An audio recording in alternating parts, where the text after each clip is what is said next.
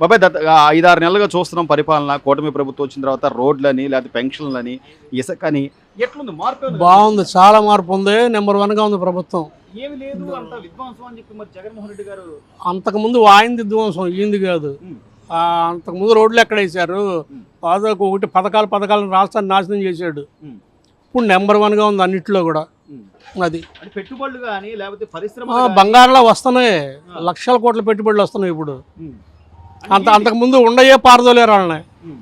ఇప్పుడు ఆలోచించుకొని వస్తున్నారు. ఇప్పుడు ఇవాళ మంచి అవకాశం ఉంది, ఇది అవకాశాలు కానీ ఆంధ్రప్రదేశ్ అని. అది గతంలోనేమో నేను అసలు 5 ఏళ్ళు ఎంతో అద్భుతమైన పరిపాలన చేశాను, ఎంతో అంటే డబ్బు కూడా మిగిల్చి వెళ్ళానని చెప్పి జగన్మోహన్ రెడ్డి గారు చెబుతున్నారు. మీరేమో అసలు ఖజానా ఖాళీ మరి 11 లక్షల 12 లక్షల కోట్ల అప్పు ఎక్కడ ఉందో? మరి మిగిల్చి ఆ అప్పు ఎక్కడ తెచ్చాడు? జనాలకు తెలుసు అంటారా? అందరికి తెలుసు కాబట్టే మళ్ళీ ఈ ప్రభుత్వాన్ని ఎన్నుకున్నారు. 11 సీట్లే ఆయనకి. మరి ఇచ్చింది ఎందుకు ఇచ్చారు? అధ్వాన పరిపాలన అంటే ఏంటో ఆయనకి తెలియదు అసలు. మరి రోజా గారు ఇదంతా ఈవీఎంలో గోల్మాల్ జరిగింది. సరే, అంతకుముందు ఆయనకి 150 వచ్చినాయి, అప్పుడు జరగలేదా? ప్రజలు మనకి 151 నుంచి 11కి ఎందుకు పంపించారు? అది ఆలోచించాలి. అంత జ్ఞానం ఉంటే పరిపాలన ఎందుకు చేసేవాళ్ళు వాళ్ళు? మళ్ళీ ఎందుకు పోయేది? ఆయన సరిగా చెప్తే ఇప్పుడు కూడా ఆయనే వచ్చేవాడు. ఆ పరిపాలన అసలు తెలియదు ఆయనకి. అమరావతి కానీ ఏమి నాశనం చేశాడు, రాష్ట్రాన్ని సర్వనాశనం చేశాడు. అది సంగతి. ఇప్పుడు చివరిగా బాబాయ్, అంటే రాష్ట్రాల్లో అభివృద్ధి కావాలి, పెట్టుబడులు ఉండాలి, ఇన్కమ్ రావాలి, ఇవన్నీ గత ప్రభుత్వంలో లేకపోగా ఇంకా నేను ఆ లక్షల కోట్ల అప్పులు చేశాను, లేకపోతే ఏదైనా ఆ తాకట్లు పెట్టేశానంటే ఎవరిని ఎత్తి మీద బాబాయ్ అది ప్రజల ఎత్తినే కదండి. ఎంత అప్పు చేసినా ప్రజలే దానికి బాధ్యులు, ప్రజలే తీర్చాలి. మరి దానివల్ల ఒరిగేది ఎవరికొరు? ప్రజలను ఏ ప్రభుత్వం వచ్చినా ప్రజలకు మేలు చేయాలి. కానీ ప్రజలను ఎత్తిన అప్పులు రుద్ది అవకాశాలు, ఉద్యోగ అవకాశాలు లేకుండా నేను పథకాలు అది కరెక్ట్ కాదు. మరి ఇప్పుడు చంద్రబాబు గారు కూడా చేస్తున్నారు అంటున్నారు. వాళ్ళు ఏం చేస్తున్నాడు? అప్పులు చేస్తున్నారు. అప్పులు చేస్తున్నారంటే ఇప్పుడు నిండా మునిగిపోయింది, దాన్ని ఇస్తే ఇంకా ఆయన కాబట్టి కవర్ చేసుకురాగలుగుతున్నాడు. ఇంకోటైతే ఈ రాష్ట్రాన్ని ఎవరికొడక తాకట్టు పెట్టి రాష్ట్రాన్ని తాకట్టు పెట్టాడు. ఆయన అక్కడక్కడ అప్పులు తాకట్టు పెట్టాడు, అసలు రాష్ట్రాన్ని తాకట్టు పెట్టిపోయేవాడు. చంద్రబాబు కాకుండా ఇంకెవరిని వస్తే మరి అంటే ప్రజలు అంత మ్యాండేటరీగా తీర్పిచ్చారు, కనీసం 1 సంవత్సరం అయినా చూడాలి పరిపాలన, కొత్త ప్రభుత్వం అనే కనీస ఆలోచన లేకుండా పదే బురద చల్లుదాం అంటే జనాలు నమ్ముతారా? రాజకీయ అనుభవం వాళ్ళకి ఎవరికి లేదు, పరిపాలన అనుభవం అస్సలు లేదు. దానివల్ల వచ్చిన తిప్పలు వాళ్ళకి. గతంలో ఈసారి చూద్దాం, అసలు ఏం చేస్తాడో, మార్పు తీసుకొస్తాడేమో చూద్దామని చెప్పి ట్రై చేశారు. హింస, దౌర్జన్యం, నానా చండాలం చేశాడు రాష్ట్రాన్ని. అసలు పల్లెటూర్లకు వెళ్ళి రోడ్లు చూడండి, ఒక్క రోడ్డున్నా అసలు బతికుండేవాడు ఎవడో నడవలేడు అక్కడ. అవి కరెక్ట్ కాదుగా. ఇప్పుడు అభివృద్ధి అనేది కూడా చూడాలిగా. ఏమి లేకుండా నీ పిల్లలు నా పిల్లడికి పొలం రిక్షాలు దొక్కడానికి పంపిద్దామా? పొలం చేసుకోరా, రిక్షా దొక్కడానికి పంపిద్దామా? డెవలప్మెంట్ ఉండాలి. అది ఇవన్నీ కూడా ఇప్పుడు కూటమి ప్రభుత్వం చేయగలుగుతుంది అంటారు. అక్షరాల చేస్తుంది కూడా, చేయగలుగుద్ది కాదు, చేస్తుంది కూడా. ఇప్పుడు వస్తుంది. ఇప్పుడు మనకి అభివృద్ధి కార్యక్రమాలకి నిన్న 2 లక్షల చిల్లరే మోడీ గారు శంకుస్థాపన చేశారు. ఇంకా కొత్తగా వాళ్ళు కూడా వస్తున్నారు అభివృద్ధి చేస్తానికి. మరి అన్నిసార్లు గత 5 ఏళ్లలో జగన్మోహన్ రెడ్డి గారు ఎన్నోసార్లు వెళ్ళారు ఢిల్లీ.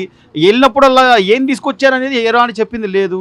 ఇప్పుడు ప్రధాని గారు మనకి రాష్ట్రానికి మేము ఖచ్చితంగా మేము ఉంటాము, మేము చేస్తామని అంత ఇదిగా చెప్తున్నారంటే ఆ నాయకుడిని బట్టే ఉంటుంది అంటారు, లేదా ఎలా? నాయకుడిని బట్టే ఉంటుంది. కేసులు ఉండేవాళ్ళు అసలు పరిపాలనకు పనికిరారండి.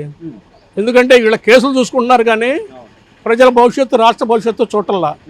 నన్ను ఎప్పుడు జైల్లో పెడతారు అని చెప్పి దాన్ని తప్పించుకుందాం అని చెప్పి అడగకుండా, గట్టిగా అడగకుండా అక్షరాల జీవితంలోకి వచ్చే అబ్బెబ్బెబ్బే లేదు అసలు. ఆయన ఏమని చెప్తాడు? ఆయన ఏముండే చెప్పడానికి? రాష్ట్రాన్ని నాశనం చేసి కూర్చోబెట్టాడు, ఇంకా ఏమని చెప్తాడు? ఏమంటే ఆ సాకుల వల్ల రాష్ట్రానికి అభివృద్ధి ఏం జరగదు. రాష్ట్రం అభివృద్ధి కావాలంటే ఆ సంక్షేమం చూసుకుంటూ అభివృద్ధి జరగాలి. నేను ఒక్క బాబా ఏ పథకాలు పెట్టానంటే పథకాలు అందరికీ రాష్ట్రం మొత్తాన్ని కూడిపెట్టవుగా. బంగారం డెవలప్మెంట్ ఇప్పటికే అసలు డెవలప్కి చాలా కనపడుతుంది అన్న. దాదాపు 5-6 నెలలుగా చూస్తున్నాం. ఒక యువకుడిగా మీ అభిప్రాయం ఏంటి? రాష్ట్రంలో పరిస్థితులు మార్పు వచ్చినాయి అనుకోవచ్చా? ఉద్యోగాలు కానీ లేకపోతే పెట్టుబడులు కానీ రాష్ట్రం మళ్ళీ గాడిలో పడే పరిస్థితి ఉందా? మీరేమనుకుంటున్నారు? గత 5 సంవత్సరాల పాలనలో ఏదైతే ఒక విధ్వంసం జరిగిందో ఆ విధ్వంసాన్ని అట్లీస్ట్ 100% కాకపోయినా సరే దాని యొక్క పర్యవసనాలు ఈ రోజున మనం గత గత ప్రభుత్వం చివరి రోజుల్లో మనం చూసాం. మన రాష్ట్రం యొక్క పరిస్థితి కానీ, మనం ఎలా మన ఆర్థిక పరిస్థితి కానీ, లేకపోతే ప్రజలు ఉన్న భయాందోళనలు కానీ, వీటన్నిటిని ప్రజలు తెలుసుకొని సరైన మార్పు కోసం అని చెప్పేసి ఒక నిర్ణయం ఇచ్చారు. అది ఈ కూటమి ప్రభుత్వం 164 సీట్లతో ప్రభుత్వం స్థాపించింది.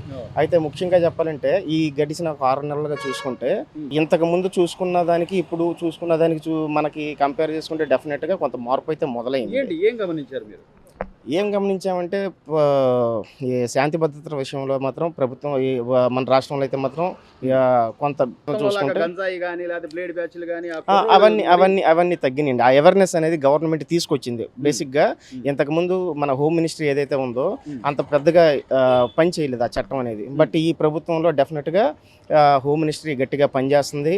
అట్ ది సేమ్ టైం ఏంటంటే ఇక్కడ కూటమి పాలనలో ముగ్గురు కూడా ప్రతి ఈ ఏదైతే బీజేపీ కానీ, జనసేన కానీ, లేకపోతే టీడీపీ కానీ, ఈ 3 పార్టీలు కూడా ప్రజలకు మంచి చేద్దాం, రాష్ట్రంలో శాంతి భద్రతలు ఎప్పుడైతే శాంతి భద్రతలు రాష్ట్రంలో ఉంటాయో ఆ రోజునే మన రాష్ట్రానికి పెట్టుబడి వ్యవస్థ అనేది మన రాష్ట్రానికి రావడానికి అవకాశం ఉంటుంది. శాంతి భద్రతలు లేని రాష్ట్రంలో ఎక్కడ కూడా పెట్టుబడిదారులు రారు.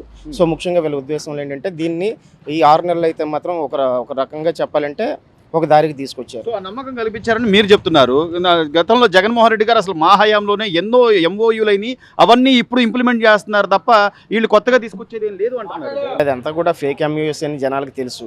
బట్ ఇప్పుడు రీసెంట్ గా కూడా నిన్న ఆ సర్వే మొత్తం వాళ్ళ ఎవరైతే బ్యాచ్ ఉంటుందో పేటీఎం బ్యాచ్ ఏదైతే ఉంటుందో వాళ్ళ వరకు వెళ్ళి సూటు బూటు వేసుకొని వెళ్ళి ఎంఓయూలు చూసుకొని వచ్చారు తప్పించి అంతకుమించి కిందటి ప్రభుత్వంలో మనకి చేసి జరిగింది ఏమీ లేదు. డెఫినెట్గా ఇప్పుడు నిన్న కూడా ప్రధానమంత్రి గారు వైజాగ్లో ఏదైతే మీటింగ్ జరిగిందో ఆ మీటింగ్లో కూడా 2 లక్షల కోట్లు పెట్టుబడులు మన రాష్ట్రంలో. అంటే పెట్టుబడి కాదు, దాని అర్థం ఏంటంటే డెవలప్మెంట్ కోసం. సో మన NH5లు కానీ, లేకపోతే కొన్ని పరిశ్రమల కోసం కానీ, వీటి గురించి ఎలా అయితే ఇది నిజంగా మనకి ప్రజలకు కనబడే, అంటే మాట చెప్పడం వేరు, పని చేయటం వేరు. ఈ ప్రభుత్వం అయితే మాత్రం డెఫినెట్గా కొన్ని కార్యక్రమాల విషయంలో మాత్రం అంటే ఇప్పుడే మొదలైంది కదా. సో ఈరోజు గ్రామ స్థాయిలో కూడా రోడ్లని కానీ, లేకపోతే గ్రామాలకు నిధులు అని కానీ ప్రతిదీ కూడా ఇచ్చే పరిస్థితి ఉంది. గత 5 ఏళ్లలో ఏ రోజైనా ఇట్లా గ్రామాల్లో డెవలప్మెంట్ ఉందా? లేదండి. ఈ ముఖ్యంగా చెప్పాలంటే ఇప్పుడు ఏదైతే గ్రామీణ నీటి సరఫరా శాఖలు ఏదైతే మన పవన్ కళ్యాణ్ గారు తీసుకున్నారో ఈ తీసుకున్న కానీ ప్రతిదీ కూడా పల్లి పండుగ అని చెప్పేసి పల్లి పండుగ వారోత్సవాలను పెట్టడం, అట్ ది సేమ్ టైం ప్రతి గ్రామానికి కూడా ఆయన రోడ్ల విషయంలో కానీ ప్రతి ఎమ్మెల్యేని దానికి హామీని చేసి బాధ్యుని చేసి రోడ్డు బాగోకపోతే మీరు ప్రశ్నించండి. ఇప్పటి వరకు కూడా ఎప్పుడు కూడా ఏ రాజకీయ నాయకుడు ఇలాంటి మాటలు మాట్లాడలేదండి. డెఫినెట్గా ప్రభుత్వం అంతా కూడా కూటమిగా ఒకే మాట మీద ఎవరు ఏ మాట అన్నా సరే దాని మీద నిలబడే వీళ్ళు ఈ కార్యక్రమం చేస్తున్నారు. పవన్ కళ్యాణ్ గారు డిప్యూటీ సీఎం గా పవన్ కళ్యాణ్ గారు ఈ రోజున గ్రామీణ శాఖ మంత్రిగా ఆయన పనితీరు ఎలా చూడాలి? డెఫినెట్గా అండి. ఆయన మొట్టమొదటిసారి ఎమ్మెల్యే, మొట్టమొదటిసారి మినిస్టరు, అందులోనూ 5 శాఖలు తీసుకున్నారు. 5 శాఖలకి కూడా 5 శాఖల మీద ఆయన యొక్క ఆలోచన ఏంటి, ఆ శాఖలకి ఏం చేయాలి ఏంటి అనేది ఎవరైతే ఐఏఎస్ల ద్వారా వీళ్ళ ద్వారా ఇన్ఫర్మేషన్ తీసుకుంటున్నారు, అట్ ది సేమ్ టైం వాళ్ళ దగ్గర ఇన్ఫర్మేషన్ తీసుకొని నేర్చుకొని దానికి ఎలా అయితే మనకి ముందుకెళ్ళాలి అనే ఆలోచనలో చేస్తున్నారు. 100% జనాలకు ఇప్పుడు తెలుస్తుందండి ఏం జరుగుతుంది, ఏం చేస్తున్నారని ఇప్పుడు తెలుస్తుంది ప్రతిదీ కూడా. ఇంతకు ముందు అలాంటిది మనకు జరిగేది కాదు. జగన్మోహన్ రెడ్డి గారు నేను జనాల్లోకి రాబోతున్నాను, జనాలందరూ అష్ట కష్టాలు పడుతున్నారు, నేను వచ్చి జనాల్లో ఉద్ధరిస్తాను వాళ్ళందరినీ అంటున్నాడు. డెఫినెట్గా మంచిది రావాలి. ఎందుకంటే వస్తే ఆయన ఇంతకు ముందు ఎలాగో 5 సంవత్సరాలు బయటకు రాలేదు కదా.